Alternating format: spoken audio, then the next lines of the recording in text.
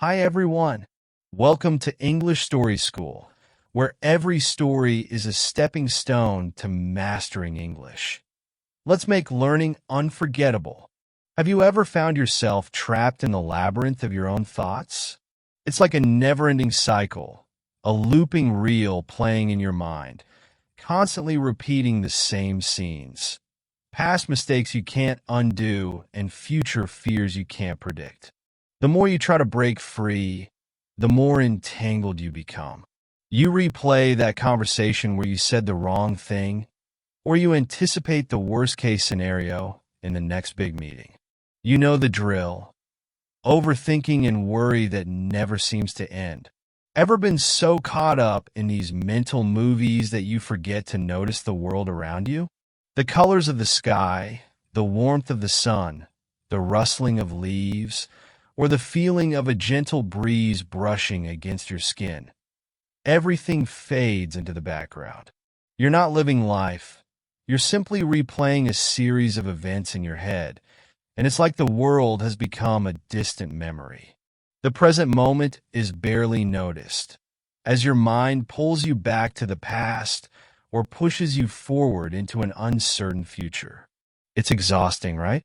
You're running a race that doesn't exist, chasing after something that's always out of reach, like trying to grab water with your bare hands. The more you try, the more it slips away. This cycle of worry and regret becomes a weight, heavy and unrelenting, dragging you down until you feel like you're just existing rather than truly living. You find yourself wondering, is this all there is? But what if I told you the key to escaping this cycle doesn't lie in fixing the past or predicting the future? What if the answer is right here, right now, in the present moment? Take a moment to think about it. Close your eyes for a second. Can you feel the air around you? The pulse of life in every breath you take, every heartbeat, every sensation. This is where true freedom lives. The present moment is the gateway to peace, the place where all your worries, regrets, and anxieties dissolve. Imagine for a second a life where you could completely break free from these mental chains. No more worrying about what you should have done or what might happen next. Instead, a life that's fully grounded in the now, where every breath, every sensation, every heartbeat is all you need to feel complete. This isn't some utopian fantasy. It's real, and it's possible. And it's the very heart of Eckhart Tolle's groundbreaking work, The Power of Now. Tolle's teachings aren't just about spiritual enlightenment or abstract philosophical concepts. They offer something much more practical, something that could transform how we experience every moment of our daily lives. It's a profound shift in perception, a shift that could lead you to a life filled with peace, clarity, and a sense of freedom you might not have thought was possible. So, what if we could live like that? What if every single moment could feel more alive, more meaningful, rather than a blur of distractions? You see, most of us live with our minds constantly preoccupied. We spend so much time analyzing past experiences or planning for future events that we forget the one thing that is truly real: the present moment. Everything else is either a memory or a projection, something that only exists in our minds. But the present moment? That's where life truly happens. The key is simple, yet profound. The present moment holds all the power. It is the only reality we can ever experience. When we begin to truly live in the present, free from the chains of past regrets or future anxieties, we unlock a whole new world of possibilities. The world around us becomes more vibrant, more real, and more alive. The weight of unnecessary worry lifts, and we experience life not as a series of tasks or to-dos, but as a continuous flow of being. But let's not rush ahead too quickly. Before we dive deeper into how we can access this power, let's take a moment to understand where this philosophy even comes from. After all, it wasn't just a random discovery. It came from someone who, like many of us, struggled deeply with life and its challenges. The story behind the power of now is as profound as the wisdom it holds, and it begins with Eckhart Tolle himself, a man who found peace, not by changing the world around him, but by changing how he experienced the world within him. Tolle's journey toward discovering the power of the present moment was anything but easy.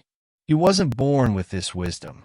In fact, he spent many years in deep despair, battling depression and a crippling sense of anxiety. His mind was an endless loop of negativity, constantly critiquing, analyzing, and reliving painful experiences. He was overwhelmed by an inner storm of fear and doubt, unable to break free from the mental chatter that kept him stuck in a cycle of suffering. But one evening, in a moment of complete emotional breakdown, something extraordinary happened. While sitting on a park bench, Tolle had an epiphany. It wasn't a magical, mystical experience. It was a simple realization that changed his life forever. He realized that the voice in his head, the constant mental chatter, was not him.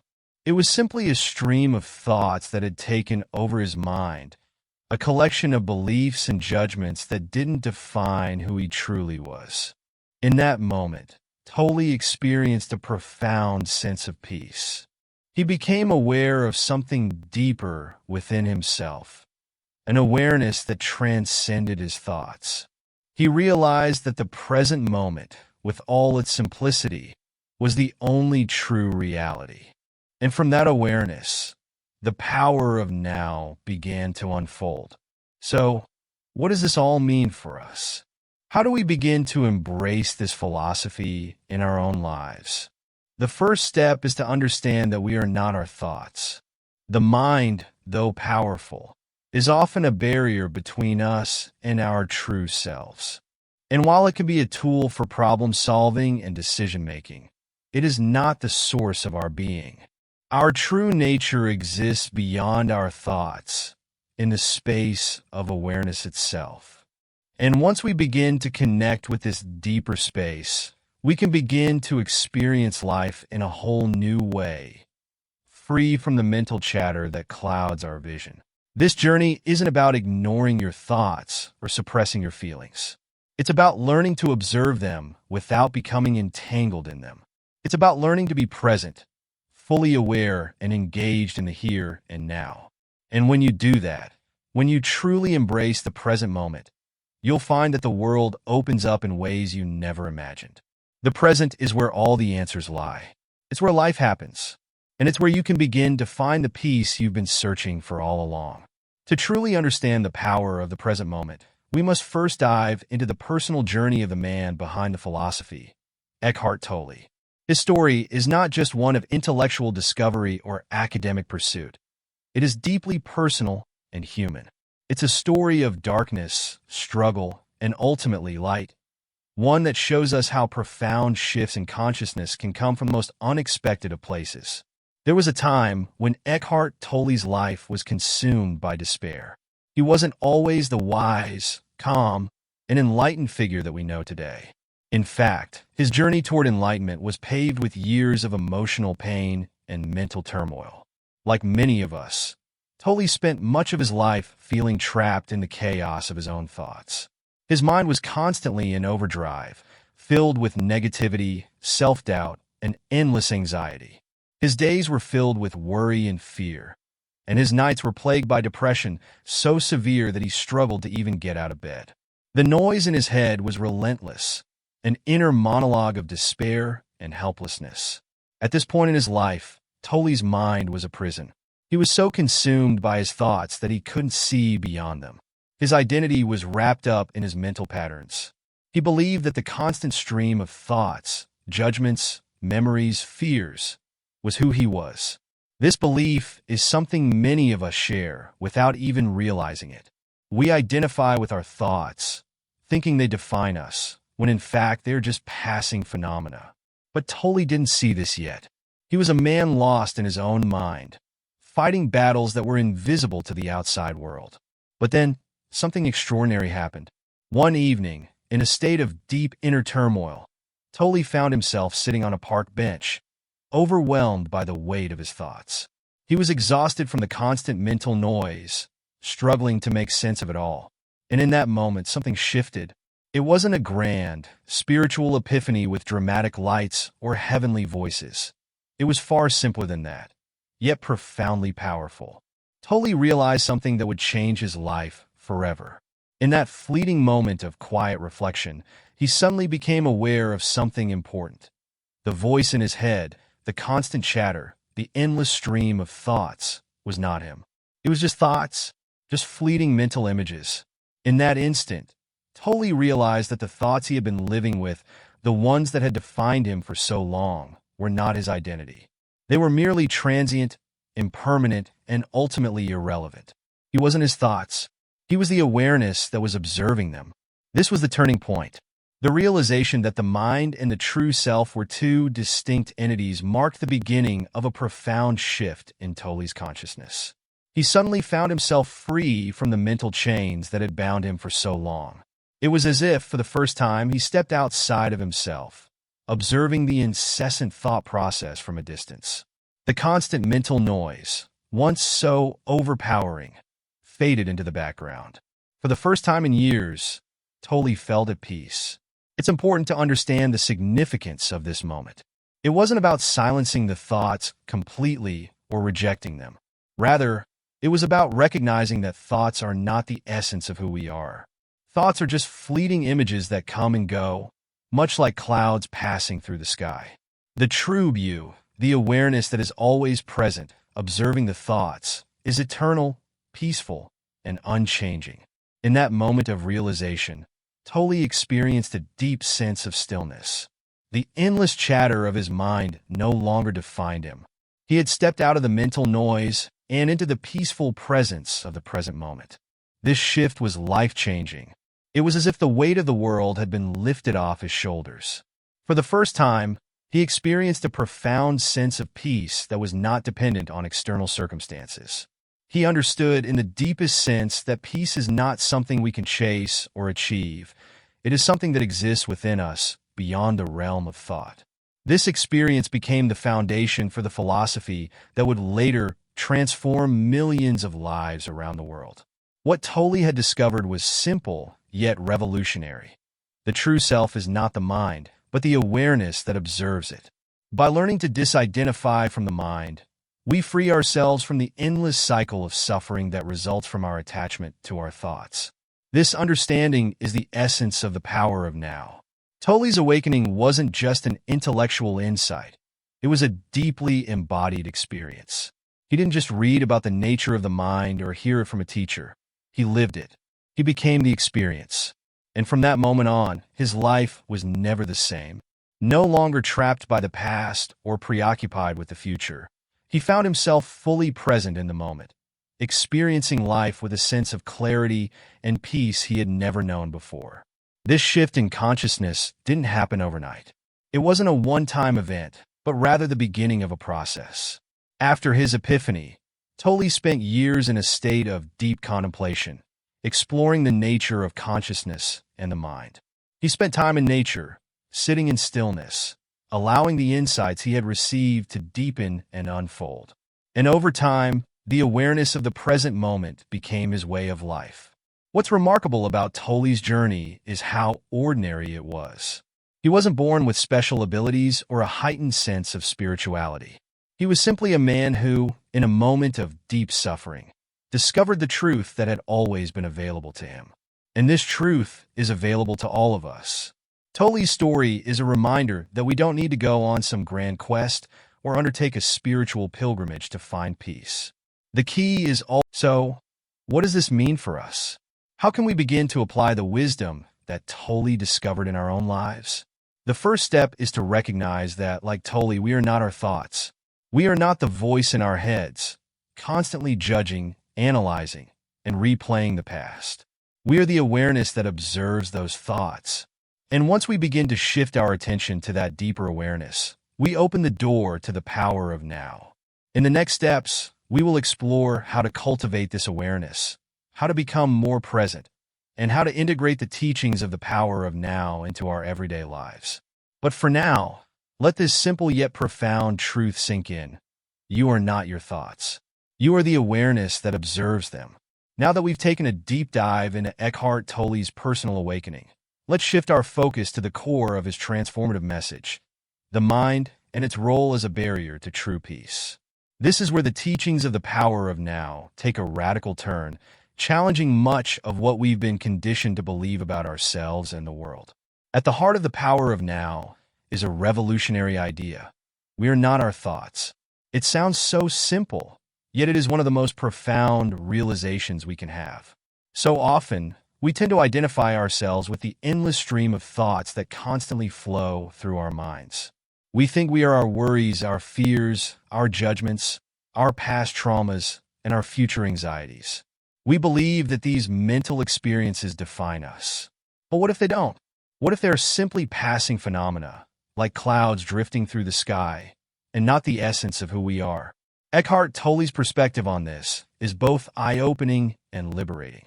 He argues that when we identify too strongly with our thoughts, we create an illusion of separation, a false belief that we are a distinct me in opposition to the world. This sense of separation fuels much of the tension, conflict, and suffering we experience in life. We live as if we are constantly battling against life itself, fighting to protect the me that we believe ourselves to be. But the truth is, this me is nothing more than a collection of thoughts. Think about it this way. Imagine you're sitting beside a flowing river. The river represents the flow of your thoughts, constantly moving, shifting, and evolving. These thoughts come and go, just like the water in the river, never staying the same for long.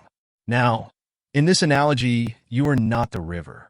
You are the observer, the one who notices the river, watches it flow, and feels its presence. You are the stillness, not the movement. When you try to grab hold of a branch or leaf floating in the water, you're reacting to the flow, trying to control it, and in doing so, you're swept away by it. But when you simply sit back, relax, and observe the river as it flows by without engaging, you remain detached from it. You're free. You're not consumed by it. Tolle uses this imagery to illustrate a powerful lesson. We are the observer of our thoughts, not the thoughts themselves. The river of thoughts will continue to flow, but we don't have to be swept away by it. The key is learning to observe our thoughts without reacting, without trying to control them, and without identifying with them. In this way, we can experience a sense of detachment that allows us to remain calm, centered, and at peace, no matter what is happening around us. This detachment doesn't mean that we should suppress our thoughts or ignore them. It's not about trying to stop the mind from thinking. It's about becoming aware of the thoughts as they arise and recognizing them for what they are. Just thoughts. They are not our truth, and they certainly do not define who we are. The moment we realize that we are not our thoughts, we take the first step toward freedom. The practice of observing our thoughts without attachment or judgment is what Tolle refers to as presence. The ability to be fully aware of what is happening right now, without being dragged into the past or the future. This state of presence allows us to experience the world as it truly is, without the filters of the mind distorting our perception. To practice presence, we must first learn to slow down and become aware of our internal world. Most of us live our lives on autopilot, constantly reacting to external circumstances and being led by the flow of thoughts in our minds. But in order to experience true peace, we must make a conscious effort to disengage from this automatic reactionary mode and step into the present moment. The key here is not to force stillness or try to control the mind, but to allow stillness to arise naturally. When we sit quietly and observe our thoughts, we start to notice that they come and go without us having to do anything. They arise, linger for a while, and then fade away, only to be replaced by new thoughts. It's a constant cycle. The more we practice observing this cycle without judgment or attachment, the more we begin to experience a sense of spaciousness, the space between our thoughts. This space is the doorway to the present moment. It is in this space that true peace resides. It's also important to note that this practice of detachment doesn't require struggle or effort. We don't need to fight against our thoughts or try to suppress them. That would only reinforce the idea that our thoughts are something to be controlled or fixed. Instead, Tolle encourages us to simply be with our thoughts, to witness them without becoming entangled in them. The more we practice this detachment, the more we realize that the mind is not something that needs to be fixed or controlled. It is simply something to observe. And in doing so, we free ourselves from its grip. In this way, the present moment becomes powerful. It's in the awareness of the present that we can experience peace. The more we learn to live in the present, the more we realize that we don't need to chase after peace or happiness. They're already here, in the now. When we stop identifying with our thoughts, we stop creating the inner conflict that prevents us from experiencing true peace. This practice of detachment and presence is a lifelong journey, but the rewards are profound. As we learn to detach from our thoughts, we begin to experience a new kind of freedom. The freedom to be present with life as it is without the need to control or manipulate it. We begin to feel more connected to the world around us and to the deeper currents of life. We find ourselves less caught up in the drama of the mind and more at peace with the flow of existence. In essence, the power of now teaches us that the mind, when left unchecked, becomes a barrier between us and the peace that is always available in the present moment. But once we learn to observe our thoughts without identifying with them, we break free from this barrier. We become free to experience life as it is, simple, beautiful, and full of potential. Living in the present doesn't mean turning a blind eye to the past or the future. Far from it. It's not about ignoring what has shaped you or disregarding the plans you have for what's yet to come. Instead, living in the present means freeing yourself from the grip of both the past and the future. It's about stopping the cycle of being weighed down by what you cannot change and worrying about what is yet to be. This freedom comes when we stop giving our power away to time. Let's break this down. The past, as Tolle points out, is nothing but a collection of memories, a narrative your mind constantly tells about who you used to be or who you think you should have been. These memories are not actual events happening now. They're just echoes of the past. The mind likes to replay them, often in a way that amplifies regret or nostalgia. And in doing so, we become attached to them. We may even identify with these memories, thinking that they define us. But the truth is, the past is gone. It's a story that we can't change, no matter how much energy we invest in it.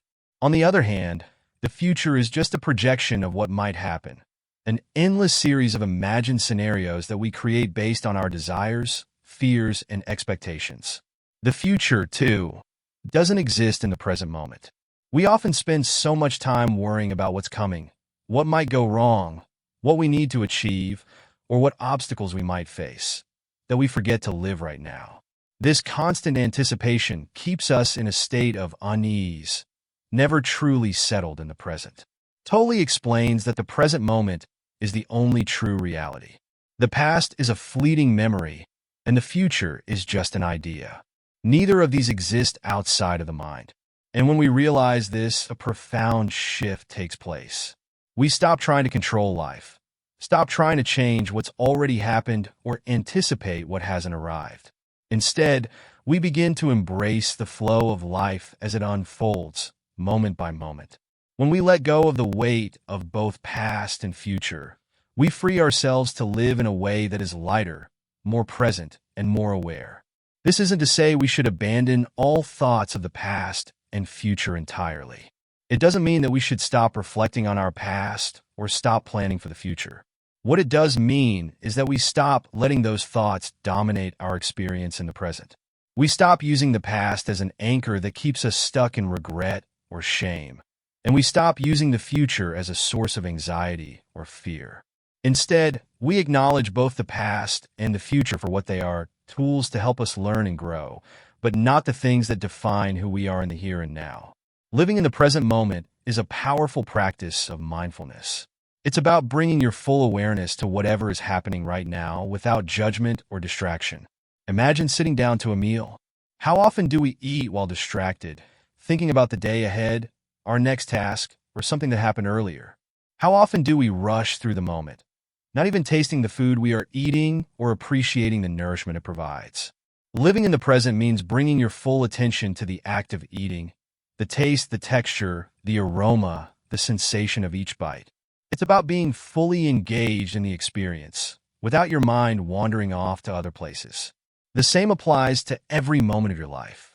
Whether you're walking, talking, working, or simply breathing, there is an opportunity to be fully present. By engaging with each moment consciously, you begin to experience life more vividly, more richly. The mundane becomes meaningful, and the routine becomes profound. Every task, no matter how small, becomes an opportunity to connect with the present moment. However, practicing presence doesn't mean passivity. Some may misunderstand this concept, thinking that living in the present means we should stop planning, stop working toward our goals, or stop taking action. But Tolle isn't advocating for a life of complacency or inaction. He encourages us to take action, but from a place of awareness. When we live in the present, our actions are no longer driven by fear or anxiety about the future, nor by guilt or regret about the past. Instead, we act from a place of clarity, calm, and purpose. Living in the present allows us to respond to life rather than react to it. Reaction comes from a place of fear, impulse, and unconscious habit. Response, on the other hand, comes from a place of stillness, awareness, and choice. When we act from presence, our actions are more intentional and aligned with our true selves. We stop trying to force things into existence and instead allow life to unfold naturally, responding to it with ease and grace. The freedom that comes with living in the present moment is truly transformative. It's a freedom from the weight of past regrets, future anxieties, and the constant pull of time. In the present, we stop feeling like we are running out of time or falling short of some arbitrary standard. We simply are, in this moment, enough. The more we embrace this freedom, the more we begin to experience life in its truest form, rich, vibrant, and full of possibility. This doesn't mean that challenges or difficulties won't arise. Living in the present doesn't exempt us from experiencing pain, loss, or hardship. But when we live in the now, we begin to approach these challenges with a sense of calm, clarity, and acceptance. We no longer resist what is. Instead, we meet life's ups and downs with grace, knowing that the present moment is all we ever truly have. And it is in this moment that we find our strength. When we stop living for the future, when we stop obsessing over what might happen next or mourning what has already passed, we begin to experience a profound sense of peace. This peace doesn't come from achieving some goal or reaching some destination. It comes from simply being present with what is. And as we continue to practice living in the present, we start to realize that life, in all its simplicity, is already perfect just as it is.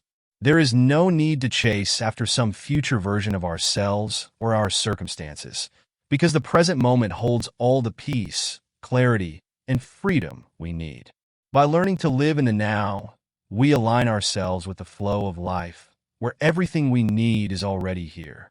Stillness is another key concept in the power of now.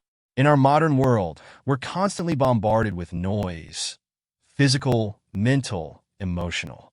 But it's in the moments of quiet, the stillness, that we reconnect with our true self. It's in the absence of mental clutter that we feel the presence of life itself. Whether it's through meditation, a walk in nature, or simply sitting quietly, stillness offers us a window to the deeper part of our being. But here's a key point. Don't confuse stillness with passivity. Being present doesn't mean we stop living or taking action. It means that we act from a place of awareness, from a place of stillness. Our actions become more deliberate, more aligned with our true self.